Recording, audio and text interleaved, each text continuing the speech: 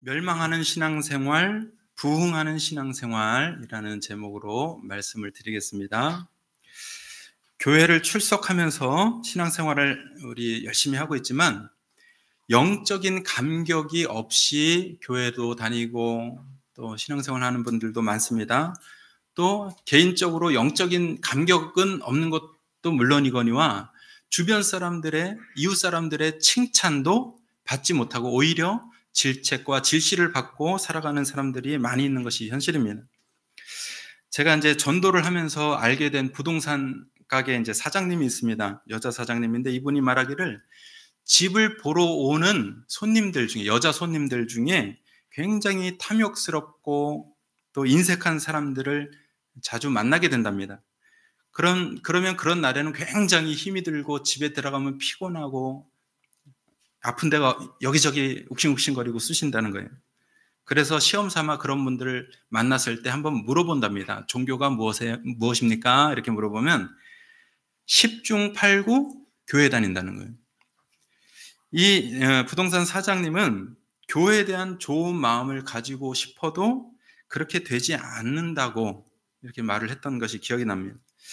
비단 이 부동산 가게 사장님만이 아니라 많은 사람이 교회에 다니는 사람들에 대한 좋지 않은 인상들을 많이 가지고 있어요, 요즘에는. 그런데 교회에 대한 이미지가 요즘에 보면 드라마나 영화에 이렇게 반영돼서 나오는 모습들도 많이 봅니다. 최근에 유명한 그 오징어 게임이라는데도 목사님 한 분 나오시잖아요. 아주 안 좋게 나와요. 예, 사이비 아저씨처럼 이렇게 나옵니다. 사도행전 2장 47절에는 당시 그리스도인의 정체성에 대한 말씀이 있습니다. 믿는 사람들이 하나님께 대해서는 찬미했고 또 다른 사람들로부터는 칭송을 받았다고 기록이 되어 있어요. 그 결과 많은 믿지 않는 사람들이 구원을 받았다 이렇게 기록이 되고 있습니다. 사도행전이 기록된 당시의 삶의 형편보다 오늘날 2022년도를 살고 있는 우리들의 삶의 형편이 훨씬 좋습니다. 비교할 가치도 없이 좋습니다. 먹는 것, 입는 것, 그런 것으로 괴로워하는 시대가 아닙니다. 그런데 사도행전이 기록되던 당시 그리스도인은 하나님께 대한 감격이 있었어요. 먹고 사는 것이 우리보다 어려웠지만 하나님께 대한 감격, 그리고 그런 감격이 있다 보니까 같은 생활권 속에 살고 있던 사람들에게로부터 칭찬, 야, 어떻게 저 예수 믿는 사람들은 저렇게 살아갈 수가 있냐, 우리와 똑같은 세상을 살고 있는데 저 사람들은 어떻게 저렇게 양보하고 배려하고 섬기고 탐욕을 부리지 않고 살 수 있느냐, 이렇게 칭찬을 받았습니다. 그런데 오늘날 그리스도인들은 하나님께 대한 감격은 확인해 보려고 하면 어려움을 겪고 확인하지 못하도록 만들고, 확인해 볼 틈이 안 보입니다. 확연히 보이는 것은 이웃 사람들이 오히려 교회를 걱정하는 거예요. 아유, 너 어떻게 하다가 교회를 다니게 됐니? 이래요. 욕을 먹으니까 하도. 교회를 걱정하는 시대가 지금, 세상 사람들이 교회를 걱정하는 시대가 지금입니다. 같은 그리스도인이라면 사도행전 시대의 교인들과 우리 지금 이 시대의 교인들, 같은 그리스도인이어야 하는데 왜 이렇게 다른 결과가 나타나게 될까? 고민이 아닐 수 없습니다. 이런 세상을 살고 있는 우리들에게 하나님께서 오늘 주시는 말씀이 있는 줄 믿습니다. 하나님은 모든 성도가 형식적이고 습관적인 신앙생활에 빠지며 살아가지 않기를 간절히 원하고 계십니다. 형식적이고 습관적이라는 말은 어떤 형식이나 반복되는 행동 속에 찾을 만한 의미가 없다는 거예요. 형식적이다, 습관적이다, 의미 없네, 이 뜻입니다.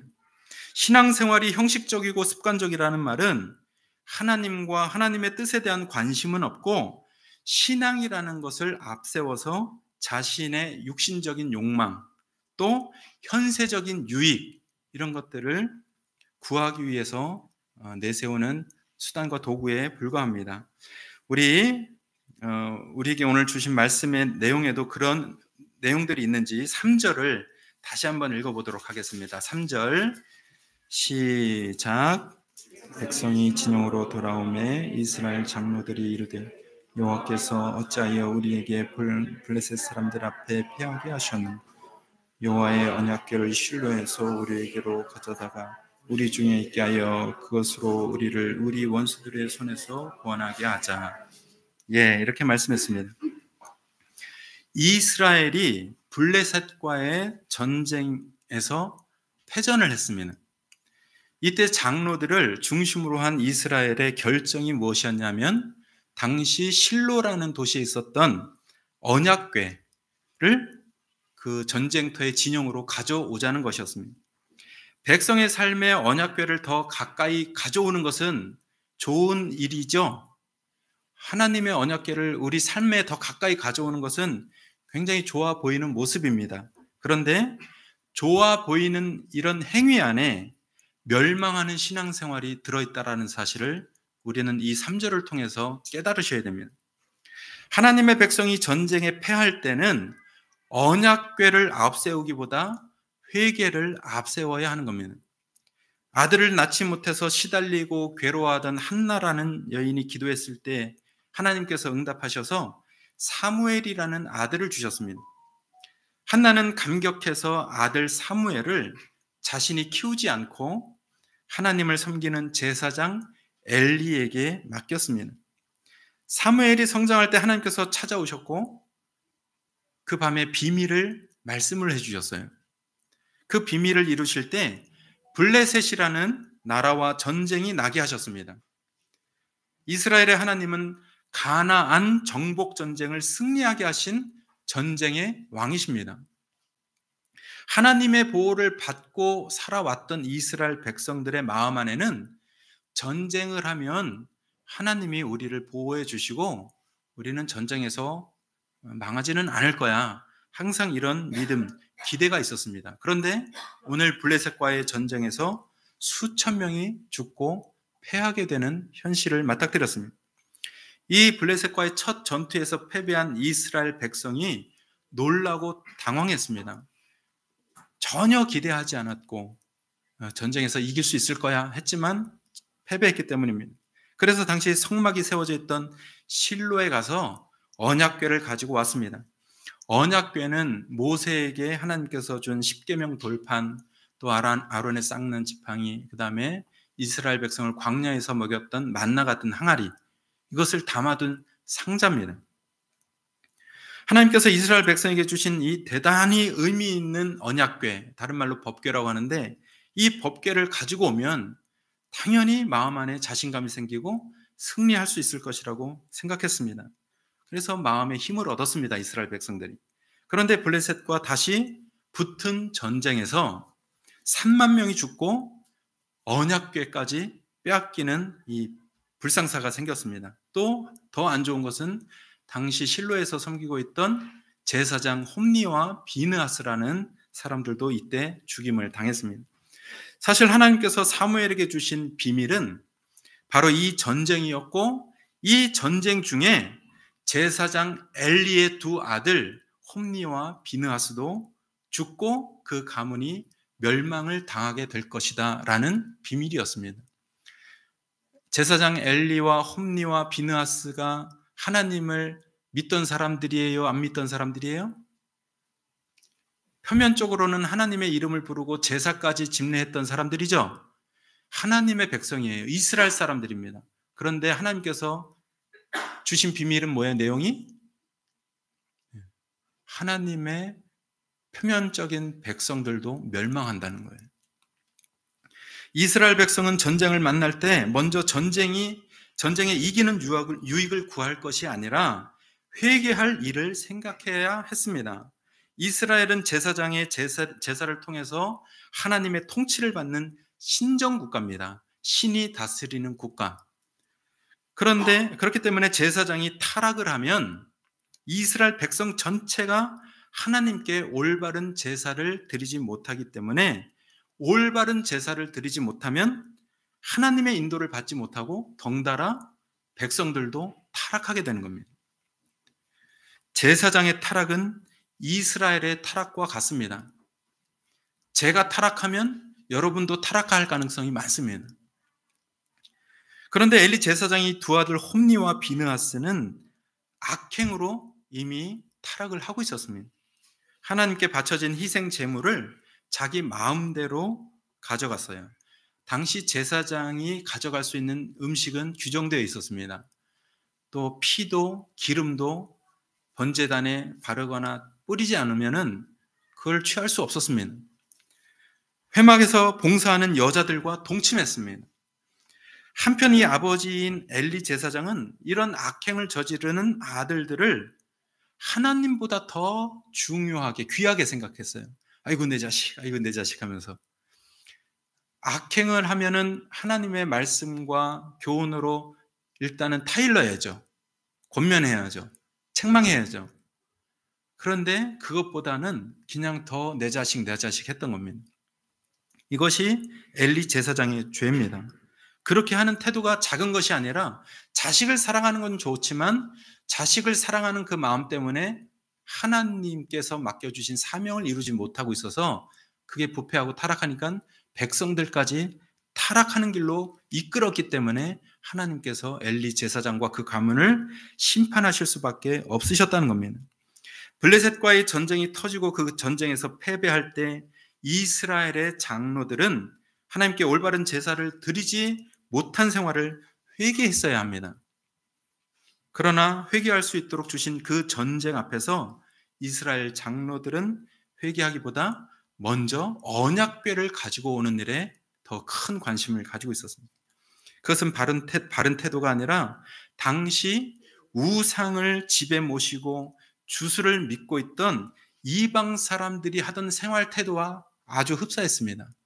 그 당시에 살고 있던 주변 나라 이방 사람들이 다 집에 우상을 하나씩 신주단처럼 갖다 모시고 요행을 바라고 앞길이 잘 되길 기도하고 그렇게 살아갔습니다. 그런 모습을 생각하고 언약궤를 우리 가운데 갖고 오면 우리가 전쟁에 이길 수 있겠다 이 생각을 한 겁니다.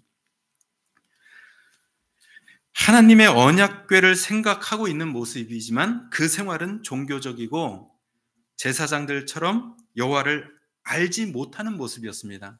홈니와 비느하스가 하나님을 알지 못했던 것처럼 이스라엘 백성들과 그 장로들의 지금 행동은 여호와를 알지 못하는 태도였습니다. 이런 모습이 바로 형식적이고 습관적인 신앙생활입니다.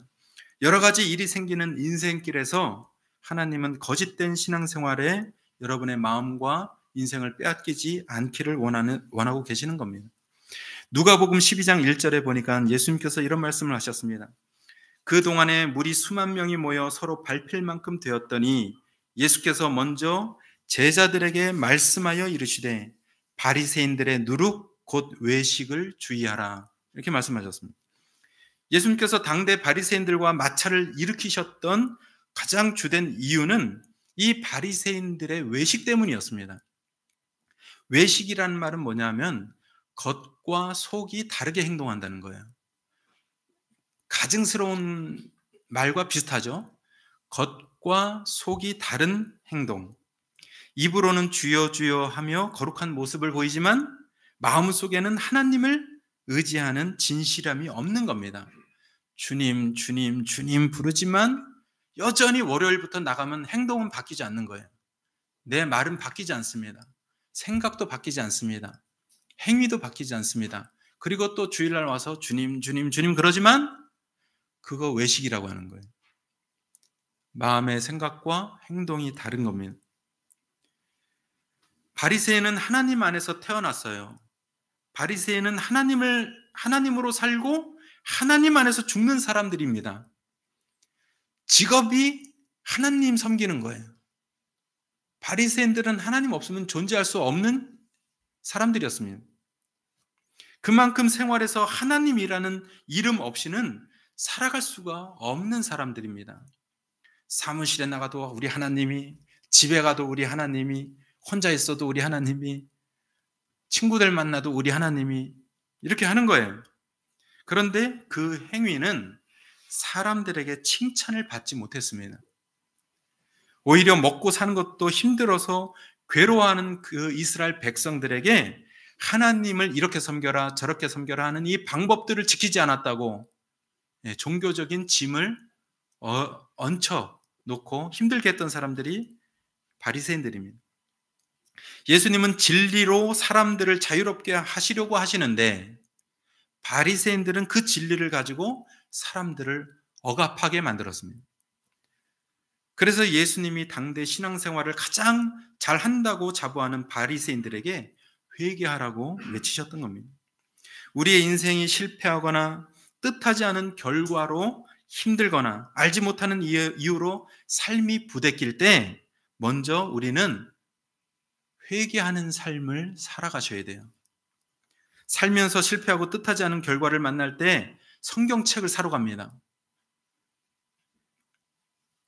또 뜻하지 않은 안 좋은 일이 다가왔을 때 그동안 읽지 않고 있던 성경책을 꺼내서 먼지 털어서 또 성경을 읽습니다. 가지 않던 예배당에 올라가는 것은 굉장히 좋은 행동이죠. 삶이 어려울 때, 문제가 생길 때. 그런데 성경을 품고도 예배당에 들어가고도 하나님의 뜻대로 살지 않았던 마음과 태도를 회개하지 않으면 이게 다 의미 없는 행동이라는 겁니다. 오히려 인생의 실패와 고통을 주신 하나님의 사랑을 받고도 그 기회를 육신적인 만족과 현세적인 이 유익으로 바꾸어버리는 그런 도구나 수단으로 바꾸어버리는 그 안 좋은 인생이 되게 되는 겁니다. 우리는 하나님과 하나님의 말씀을 우리 만족의 도구나 우리 이득을 위한 수단으로 사용하지 않아야 됩니다. 그것이 또 다른 징벌을 부르는 죄악이 되기 때문입니다. 우리가 예배드리러 오는 이유, 우리가 봉사하는 이유, 우리가 헌금 드리는 이유, 우리가 사역하는 이유, 우리가 성경 읽고 기도하는 이유를 점검해야 됩니다. 잘되고 성공하기 위해 예수를 믿는 악함을 버려야 됩니다. 우리 예수님 믿고 잘 되려는 마음이 혹시 내 속에 있다면 지금부터 버리셔야 돼요. 왜냐? 그건 악함이에요. 악함. 목사님 왜 그러세요? 예수 믿고 잘 돼야지. 예수 믿고 잘 되려고 교회 나오는 거 아니에요? 아니에요. 제가 분명하게 말씀드립니다. 예수 믿고 잘 되려고 교회 나오는 거 아니고 예수 믿고 잘 되려고 성경 보는 거 아닙니다. 예수님의 사랑과 희생의 은혜가 감사해서 우리는 예수 믿고 교회 나오는 거예요. 예수님은 자신의 생명을 바쳐서 피 흘려서 생명으로 우리를 건져주셨는데 우리는 예수님의 피와 희생을 등에 업고 출세하려고 하고 부자 되려고 하고 명예를 얻으려고 하고 하면 이게 말이 되는 거예요, 안 되는 거예요? 그 아니라는 거예요. 우리 신앙의 덕목에는 그런 거 없습니다. 기독교 덕목에는 그런 게 없는 거예요. 예수 믿고 하나님 앞에 예배 나오고 성경을 읽는 사람들은 어떻게 해야 되는 거냐면 거꾸로 제가 예수님 때문에 살았으니 죽겠습니다.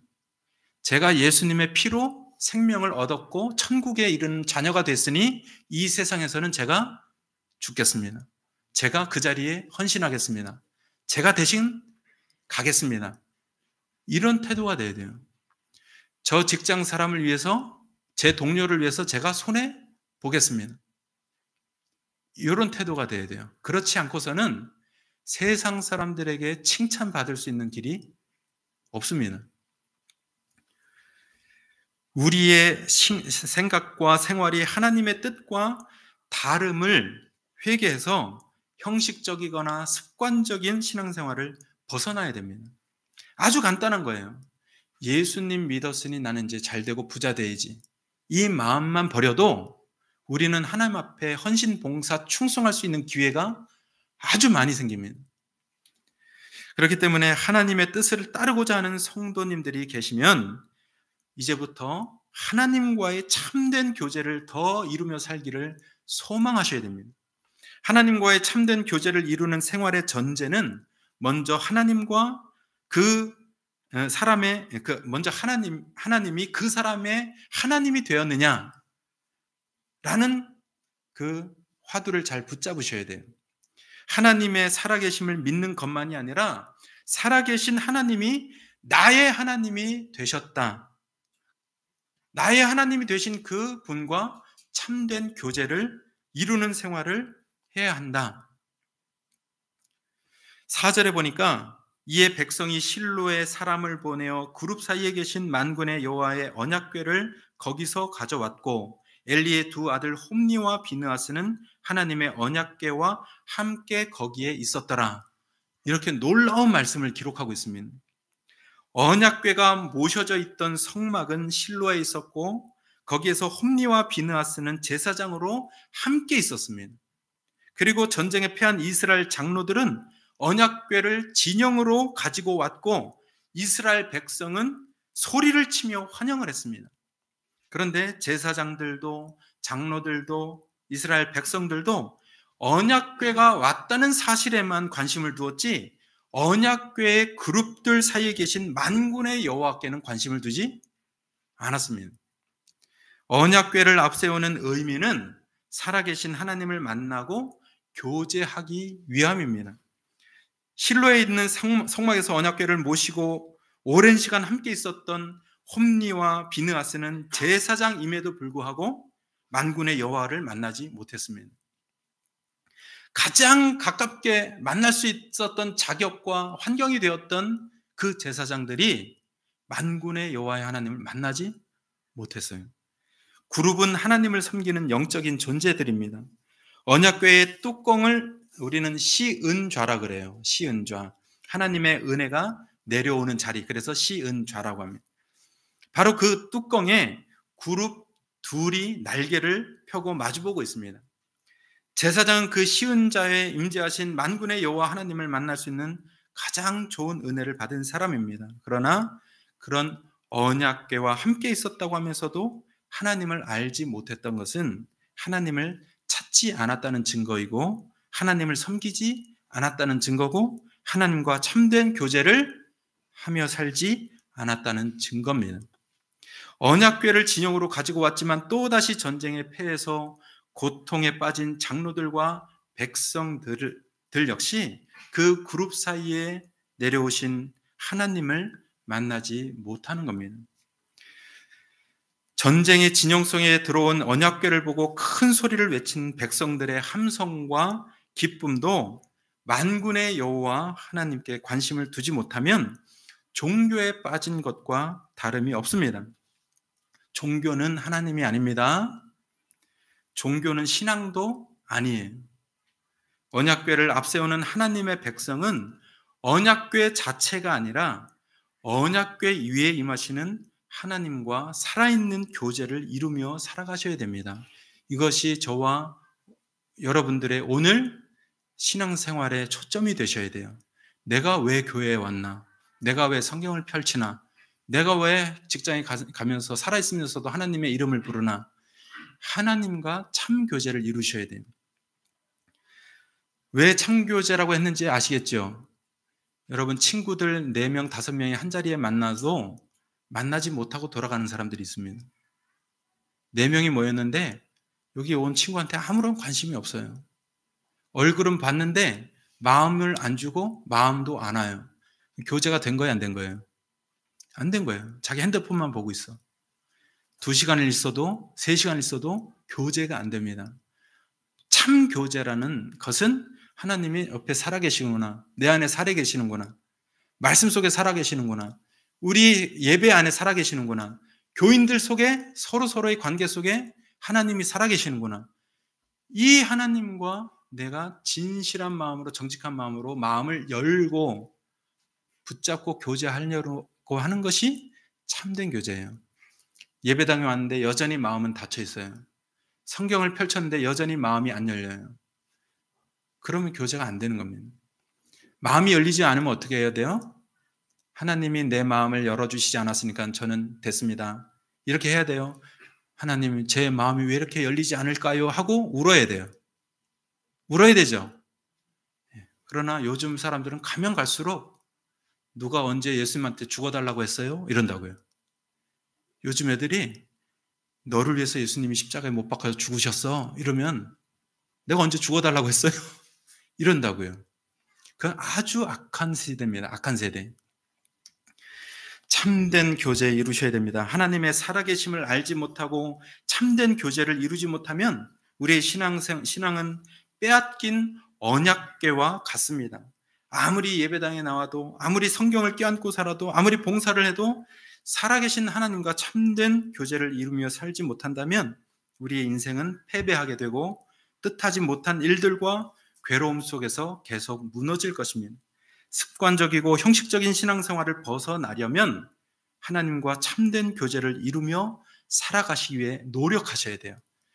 애써야 됩니다. 애쓰지 않으면 영적인 세계는 더 멀어져요. 어떤 중학생이 자기는 야구 한국 국가대표가 되겠다고 그렇게 노력을 합니다. 다른 친구들이 100번 배팅 연습을 할 때 자기는 200번을 해요. 고등학교 가서도 다른 친구들이 200번 배팅 연습을 할 때 자기는 400번 합니다. 다른 사람들이 5km 구보할 때 자기는 10km를 뛰어요. 그래도 국가대표가 돼요, 안 돼요? 그래도 어려운 거예요. 그런데 세상에서 육신으로 할 수 있는 일도 이렇게 어렵게 수고하고 노력해서 얻는데 감히 하나님 앞에, 감히 하나님 나라에, 감히 하나님의 사역을 우리가 거저받을 수 있습니까? 영적인 수고를 하지 않으면 감당할 수 없는 일이에요. 하나님을 찾지 않으면 만나지 못합니다. 큰 하나님의 알 수 없는 은혜를 받은 사람에게만 하나님이 바울처럼 만나주시는 것처럼 내려오실 수도 있겠죠. 그러나 영적으로 갈망하지 않으면 하나님 만나기 어렵습니다. 사실은. 돈을 갈망하는 만큼 그만큼 10분의 1만큼이라도 우리가 하나님을 갈망한다면 우리가 영적으로 완전히 새로운 사람들이 될 거예요. 하나님께서 이 교회를 신나게 써주실 겁니다. 이 시대에 그렇게 하나님을 갈망하는 사람들이 안 보인다는 거예요. 안 나타납니다. 왜요? 가난하지 않잖아요. 갈급함이 없어요. 왜요? 전쟁이 안 났잖아요. 갈급함이 없습니다. 왜요? 집에서 성경책을 찢어버리지 않습니다. 내쫓지 않아요. 갈급함이 없습니다. 그렇기 때문에 이 시대는 더욱더 하나님을 찾아야 하나님 앞에 참된 교제가 이루어질 수 있을 겁니다. 습관적이고 형식적인 신앙생활을 벗어나려면 하나님과의 참된 교제가 가장 중요한 일이에요. 하나님과 참된 교제를 이루는 생활이 바로 성도의 부흥입니다. 여러분, 나는 부흥해야지 어떻게 생각하실지 모르지만 하나님과 참된 교제를 이루는 분이 부흥을 이루는 성도인 줄 믿으시기 바랍니다. 하나님과 참된 교제를 이루려면 먼저 하나님의 살아계심을 믿어야 됩니다. 또한 살아계신 하나님이 세상의 저주와 죄로 죽은 우리를 구원해 내셨다는 사실도 믿으셔야 됩니다.